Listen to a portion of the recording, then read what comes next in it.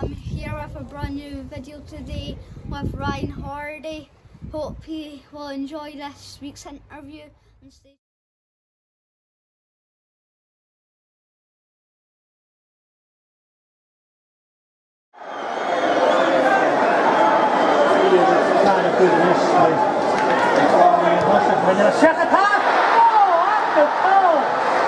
Another player that's played for the Crying Boys Club. What was your memories from that time? Hi Ryan, thanks for inviting me along to do your question and answer for your YouTube channel. Looking forward to getting started, so we'll go on to question one.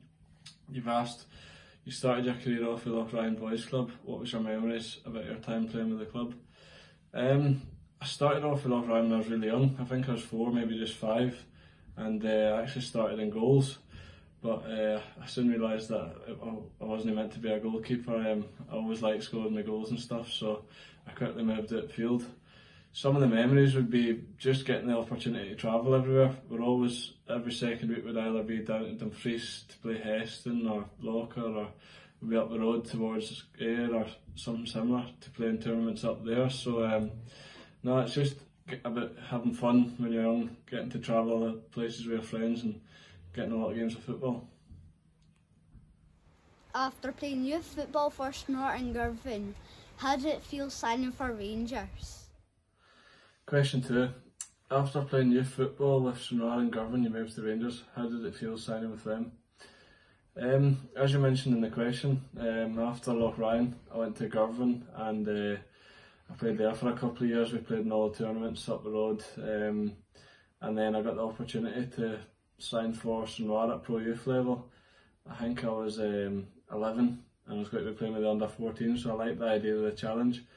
But after, I soon realised all the boys that were playing against were a lot bigger than me, and we started getting beat every week, which I was a winner and I didn't like getting beat, so I'd obviously wanted to go back to Girvan and start winning games again and start scoring more goals, because at that level it was hard for me to do that when I was so young.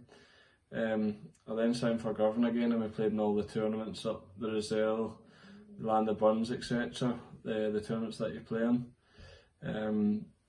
As for signing for Rangers, I think when I was 10, I was playing for Girvan before I signed for Snort, and we played the Roselle tournament and I think I scored a few goals there, and Rangers inquired then. The club got in touch with my parents, and at that time they decided that I was too young to make the commitment of travelling up the road 2 or 3 times a week, which they needed me to do. So obviously it was disappointing, but I knew I would still have the chance. I was still young at being 10. So when the chance finally came along, I was again playing in the tournaments and that, and it was actually for Dumfries and Galloway. We were playing a cup final. We were 2-0 down at half time, went in and got a bit of a rollicking from the manager. And we managed to come into the second half and win 3-2. I think I scored 3, maybe 2 goals to win the game, and that's when things moved along. Rangers got in touch again, and we all agreed that it was the right choice for me. Obviously for me it was a no-brainer. It was a dream come true, signing for Rangers, the club that I'd supported all my life, and it was obviously just a big commitment for the family. We ended up travelling, I think it was 3 times a week. Up on a Tuesday night my mum took me, a Wednesday night when Anna and Papa would pick me up from school and take me up for training. It was a lot of hard graft, and on the Sundays my dad took me to the game, wherever it was, even Aberdeen away I think. So in that case it was really hard for them, but for me it was playing for Rangers, and I would do the travelling every day if I had to. I think the first thing that I remember doing when I signed for them was they said to me, "Have you got a passport?" And at the time I never. We were meant to be travelling to Holland 2 weeks after I'd signed for a tournament, and obviously my mum took me up to Edinburgh. I think we were there 2 days in the passport office trying to get a passport sorted. I'm obviously only 12 and don't really know what's going on. I'm just thinking I need my passport to get away. I think we ended up getting it a day before we went. So that was a bit of an eye-opener for me, coming from playing for Girvan and wee tournaments round about Ayr, Dumfries, etc. near Snort. I think playing in small tournaments like that to flying away to Holland with the full team playing in a tournament there with big names in it, such as Utrecht, Ajax. I think there was teams from England, teams from all over the place. It was a big tournament. We ended up going on to win the tournament, and I think I scored 7 or 8 goals and got one of the players of the tournament, which was massive for me in my first month at Rangers. That really kick-started my time as a youth.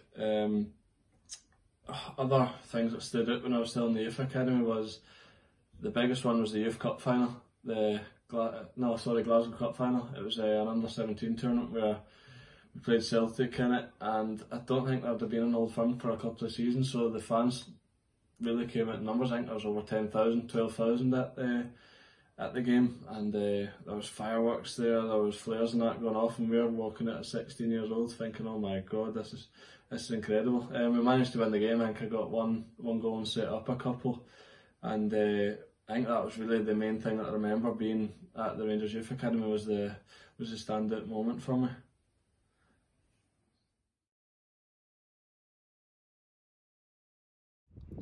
You first signed a professional contract for Rangers in 2014. What was your memories from that time? Question 3. You then signed a professional contract with Rangers in 2014. What was your highlight from this time? I think the contract came about just after that cup final game. They offered the contract, and back and forth a few times. I managed to get something agreed, and obviously for me this was a massive thing. Moving into full-time football, I had to move away from home, 2.5 hours away, 2 hours away from home when I was just 16. It was a massive commitment moving away. First of all, I moved in with a host family for a year.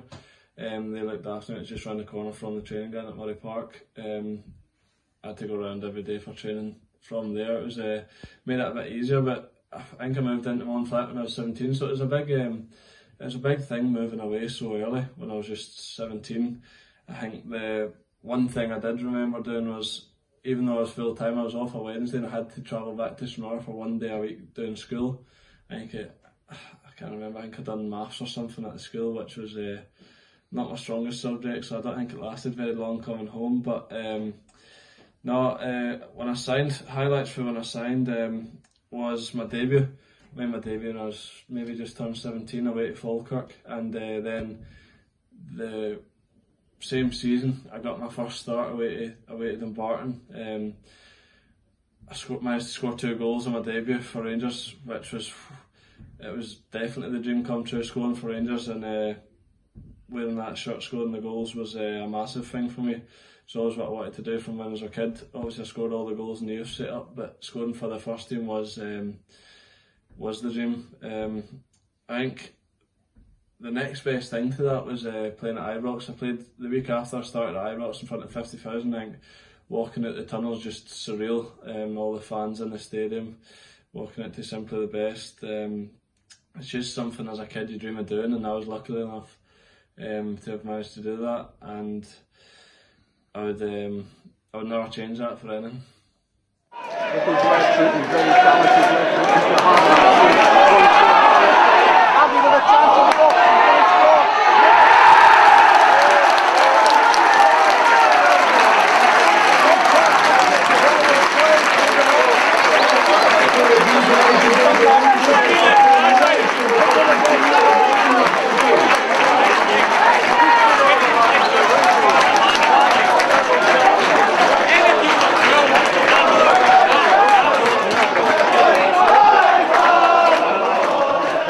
Outside he went through. Well, there's a great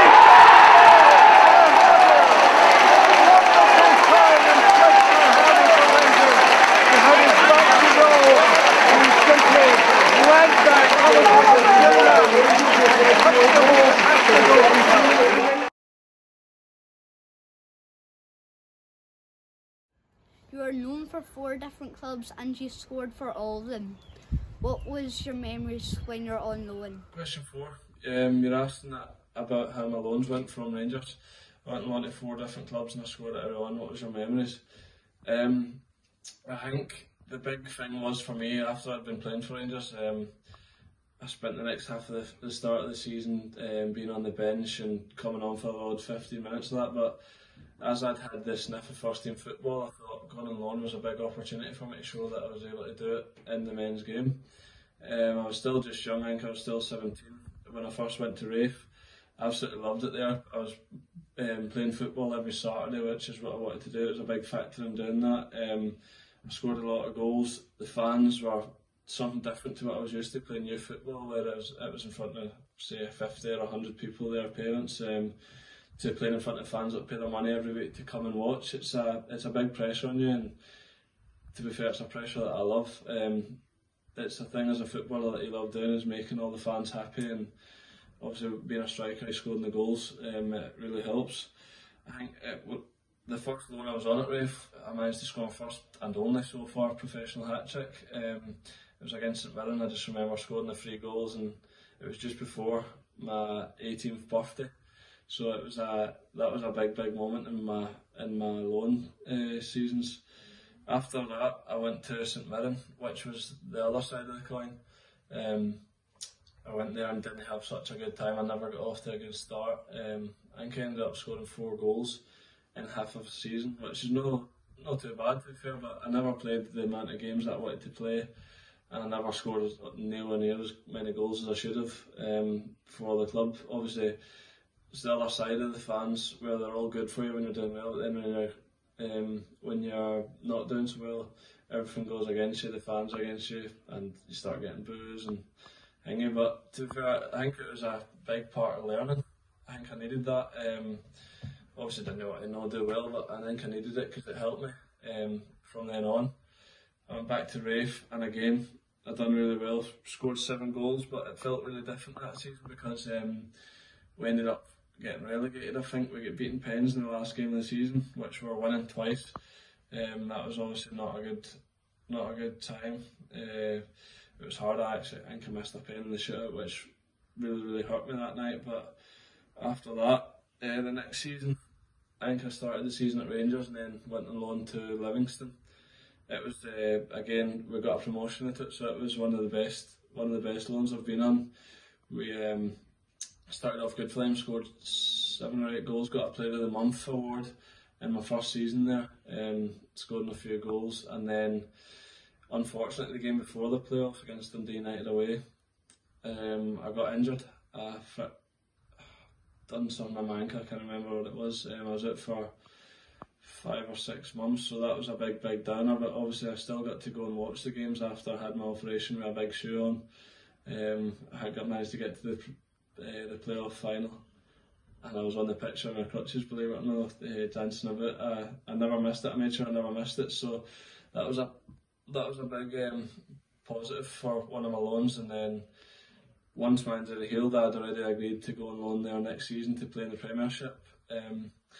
Again, I got back my first time there, which was playing men's football. It was really good. I scored 4 goals in December. I think that was my first month back, and Livingston were doing really well. They were overachieving as such for what was expected of them. And then the rest of the season I'd done okay. I only scored another 3 goals, but scoring 7 goals my first time in the Premiership was very good. So I think the loans benefited me a lot, and that's it. One more round a little bit.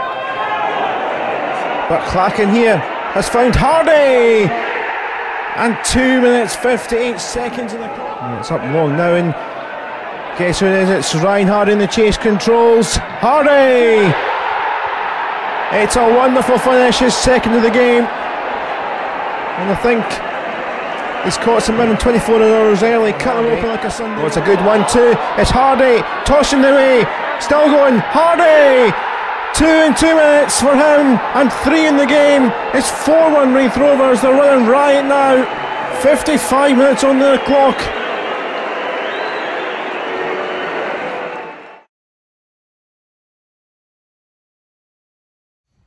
You left Rangers in 2019 to play more football. Looking back at that time, was that the right decision? On to question 5. I left Rangers in 2019 in pursuit of first team football. Looking back, was this the right decision? Yeah, I think it was. it was obviously a dream come true, as I said, to play for Rangers, and I'd done that and more by scoring a few goals for them. So I just got to the age where I needed to play first team football every week. I needed to play on a Saturday, and when the opportunity came up to sign for Blackpool, it really came out of the blue. There was an offer accepted by Rangers, and I was told about it when I was at training. So things move quite quickly, and when an opportunity like that comes up, it's hard to say no. Obviously, I thought by getting the chance to move somewhere and start afresh, I'd be able to play every week and get a chance at first team football. So I think my time was up. I'd a good 10 years at Rangers to do what I'd done. I've obviously made all my dreams come true, as I keep saying, and now it is starting to pay off that it was a good decision. Obviously it's 6 months on from my time at Blackpool, but it is starting to pay off now that I'm scoring goals and playing week in, week out.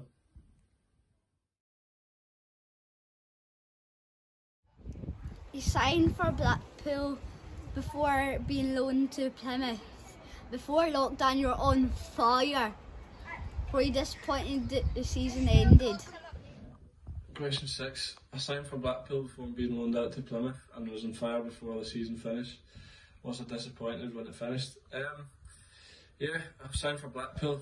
In the first half of the season I never really got as much game time as I thought I would.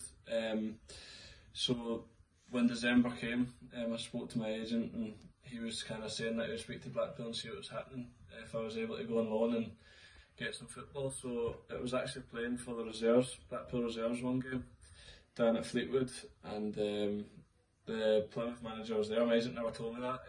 The Plymouth manager was there. I scored a goal for inside the D in the halfway line.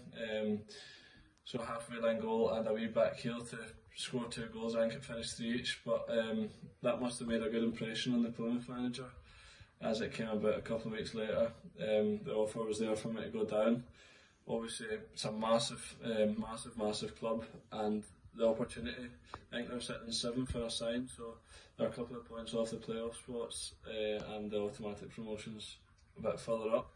So I think for the size of the club they should not be in League 2, so I was thinking that if I went there, I'll get the opportunity to go for another promotion, which I felt was a really good option for me. So when I did go there, I started off on fire, scored 4 or 5 times off the bench straight away, and obviously I've scored 7 goals so far in 5 starts. I think it's 13 appearances.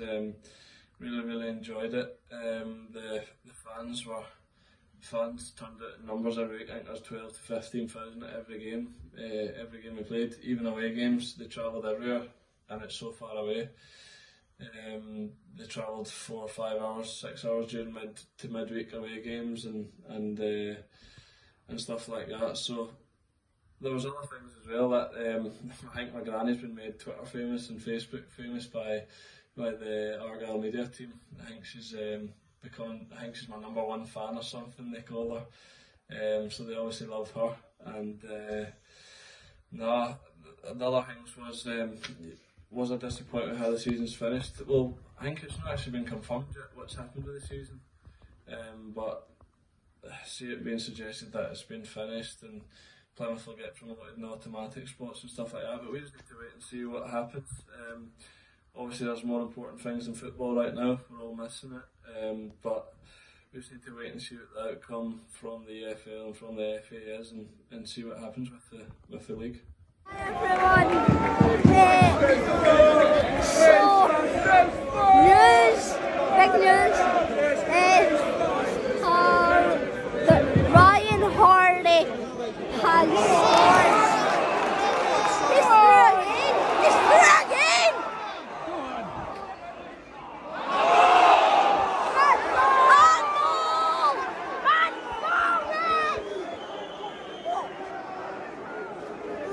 So he scored again. Honestly, 3-0 to Plymouth, and Hardie scored. So that could be his prediction right. It's only 15 more minutes until it's full time. So yeah.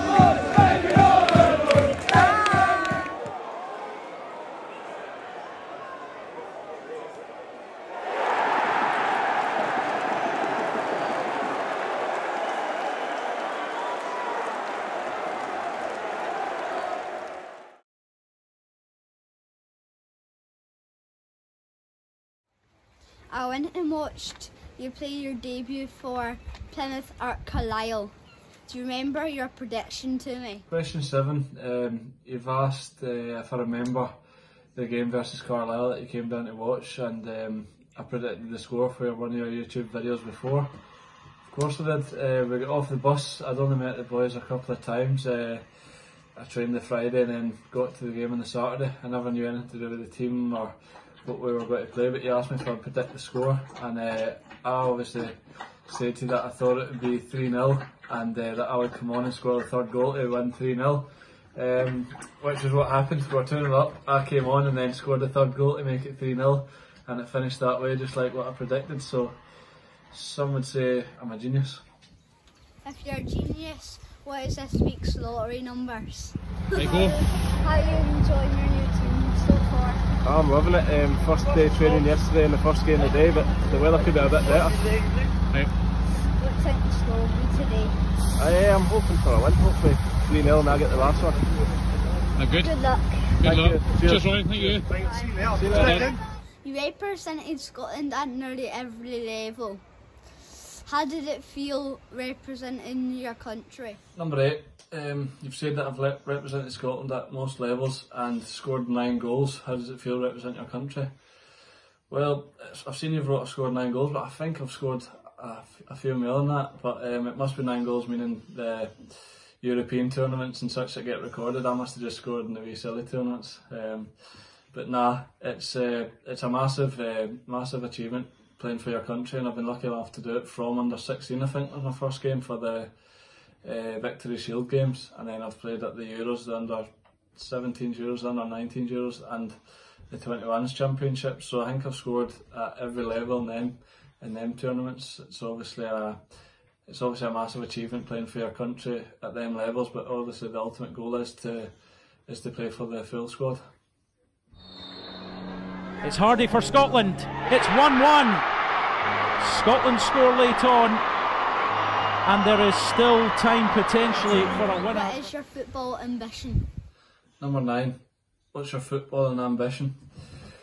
I think from a kid the most important thing was just enjoying the football and see where it takes me, because if I'm doing well and scoring goals, then you've no idea what can happen. Obviously you want to go as high as you can. I'm in English League 1 at the minute with Blackpool, League 2 with Plymouth, so obviously I want to try and go as high as possible and just keep enjoying it, scoring goals and seeing what happens. You never know in football. I think the ultimate goal would be to represent Scotland at the national level, at the A squad, but that's obviously could be a while away. I need to keep doing what I'm doing and scoring a lot more goals to get to that level. Who's the best player you've played against and why? Number 10, who's the best player you've played against and why? I've played against a few good players. Best player, I'm probably going to have to say Renato Sanchez. At the time we were playing against him in the Euros, I think it was under 17's European Championship. I think it was the end of that, he might have got his move to Bayern Munich from Benfica for about 35-40 million. Can't remember the exact price, but a player that's gone for that amount of money is obviously a talented player. You might remember him, he was on loan at Swansea. Never done so well there, but I think with that price tag, that speaks for itself. He was miles ahead of everybody else on the pitch. He was just stronger than everybody, faster than everybody, and I think his brain worked a lot quicker than ours as well. He was the difference that they beat us in that game.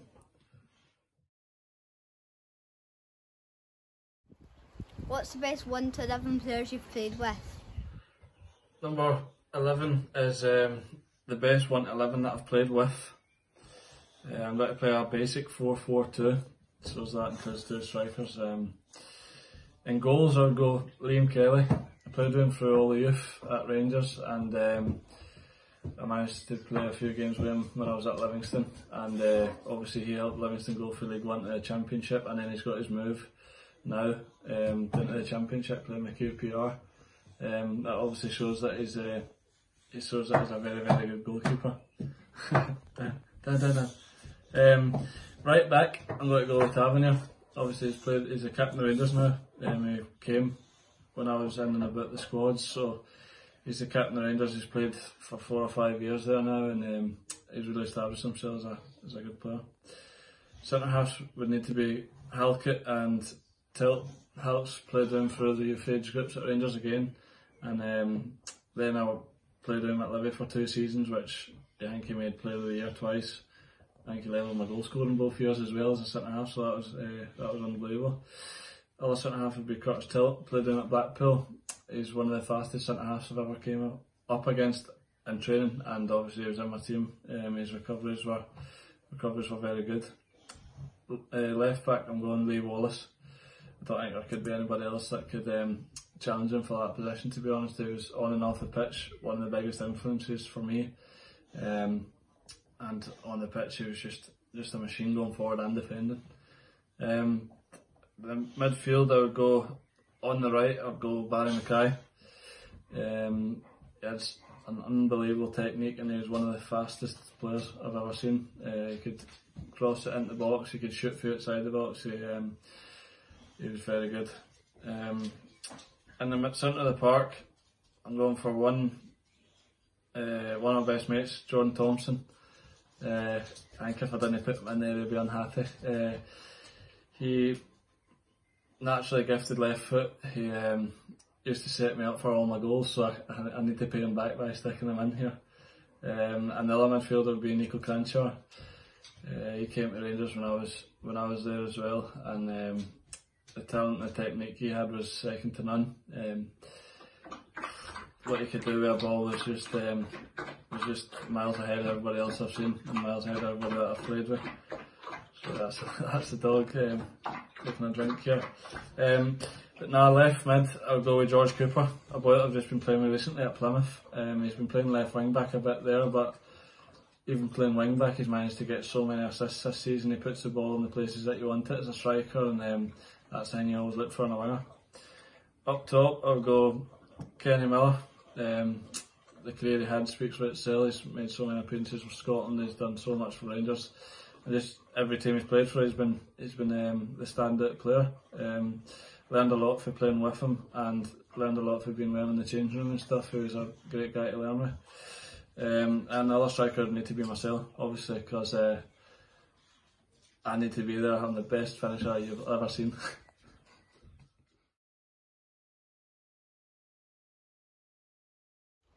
Have you any funny football stories? Question 12. Have you any funny footballing stories? I've got a lot of stories. Some of them probably wouldn't be appropriate for this interview, but some that stick out would be just some pranks and stuff when we were away on away trips in the hotels and that. Filling up the bin with water's an easy one. You fill the bin up half full, lean it across against the door, and then you chap the door and run away. The person would open the door and the water would obviously spill it into their rooms, and they'd need to get the towels on it, they'd need to get mops, and they'd need to get everything to clean it up. But it comes with consequences. I've did that to somebody, and then I've went back to my room, and somebody managed to get a key card to my room, and my clothes are everywhere, my bed's upside down, my trainers were out the window in one of the hotels that I've been in. It's just things that if you do something to somebody, they'll retaliate, and then they'll get you back worse. So it needs to stop somewhere. Usually after I've done one, I try and hide myself and don't let anybody see who it was. But nah, there's a few more, but I think that's it. Just a few wee pranks that I can remember. Will you take us for training when we're out of lockdown? 13, you've asked if I'll take you for training when I get out of lockdown. Aye, definitely. I've been along a few times and helped out with wee bits and bobs when I've been home, and I've really enjoyed it. The boys are doing really well, and of course will. Next time I'm home, whether it be I'm home for the weekend or if I'm home during the week and I can come and join in with training, or if I can help take a bit of the training, then I'll definitely do it. I'll be up for it. Just need to get in touch and then see when I'm home, and I'll be happy to do so.